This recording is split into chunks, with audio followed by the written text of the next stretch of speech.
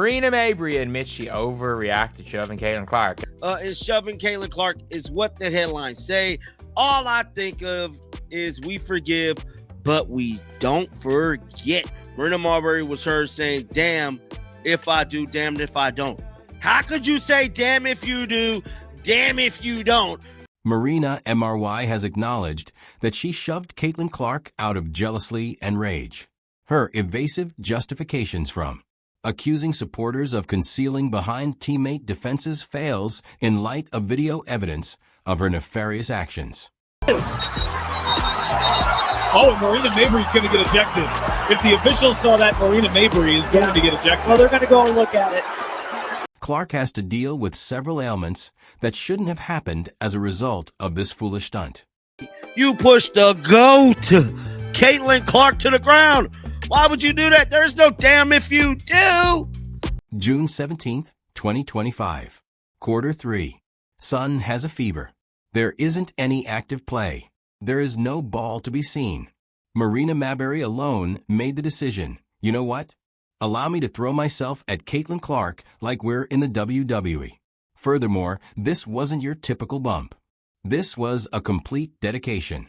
The kind of impact that raises the question of whether she mistook her contract for one as a linebacker. That Mabrey now, that is Marina, is in a bit of a panic. Both the players and the spectators witnessed it, and in a matter of seconds, several technical fouls were being called. As if that wasn't crazy enough, a quarter later, Sophie Cunningham chose to intensify the drama by body-slamming JCS Sheldon, as if it were a pay-per-view wrestling match. Infamous moment came on June 17th, yeah. The moment came in the third quarter. Actually, you know what? In my opinion, the Sophie Cunningham thing is as infamous. This led to a brief scuffle between Clark and Sheldon, which prompted Connecticut veteran Marina Mabrey to come up and shove Caitlin to the ground.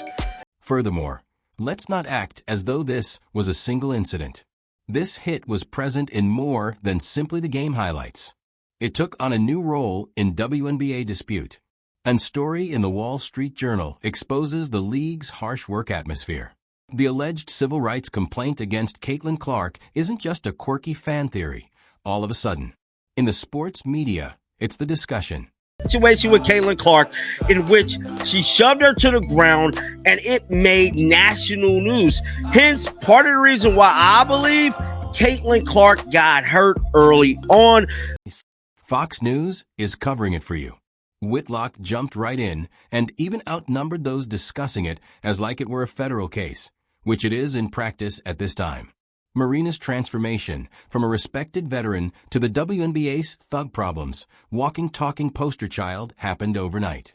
Furthermore, she certainly earned that designation. During national television, she wrapped it as a gift for herself. Here's the problem, though. Marina's shove wasn't an isolated incident. Oh no. She has joined a select group of people I like to refer to as the Not a Basketball Play Hall of Fame. And these people have been working hard. Kennedy Carter's 2024 blindside hit on Clark is still fresh in your mind. Cheap shot energy, pure.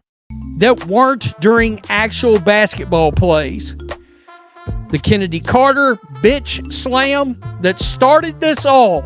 Last but not least is Diamond to Shields, whose midcourt body check resembled an NFL safety blitz more than a basketball defense. And how could we overlook the biggest hits of Angel Reese? The elbows, the clotheslines, the oops. Did I make that face afterwards? Marina's action didn't simply fit in with that disarray. It was noticeable. Her attack was one of just 3 that the Wall Street Journal research identified as being wholly off the ball, or not even remotely related to the game. Caitlin Clark running down the court, Diamond DeShields slamming into her like she's a safety in the National Football League. You're trying to tell me that was a basketball play? Last but not least is Diamond to Shields, whose midcourt body check resembled an NFL safety blitz more than a basketball defense. And how could we overlook the biggest hits of Angel Reese? The elbows, the clotheslines, the oops. Did I make that face afterwards?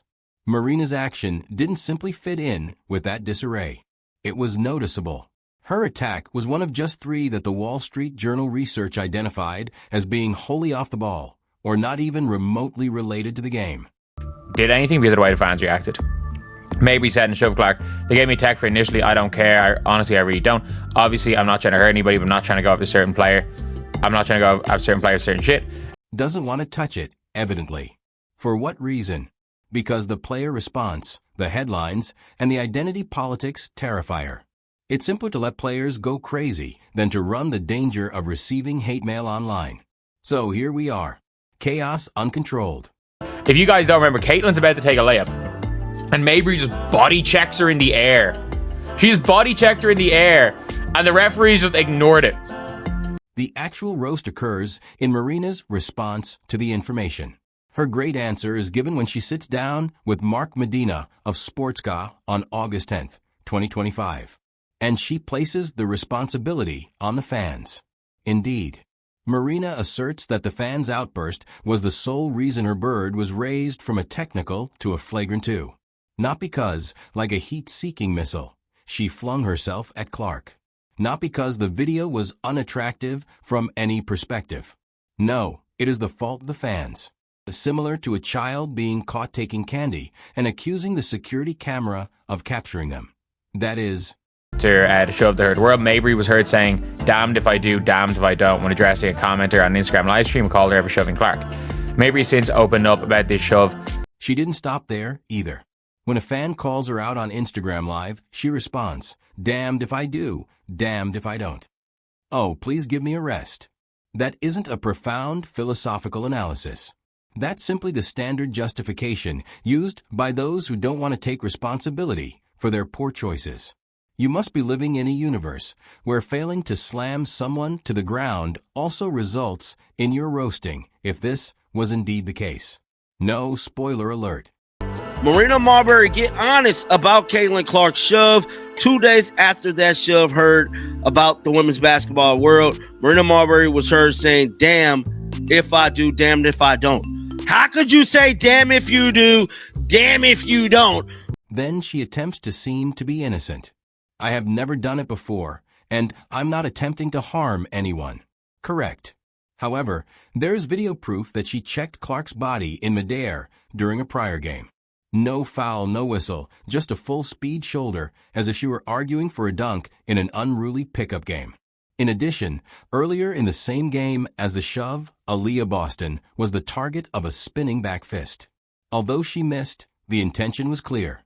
UFC competitors have been suspended for less. Trying to moonwalk back said incident.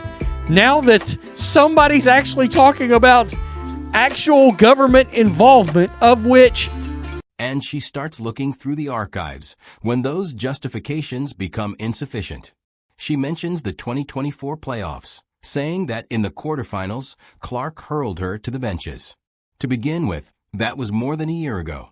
Secondly, it happened during live performance. That's what you're meant to be doing on a basketball court, you know.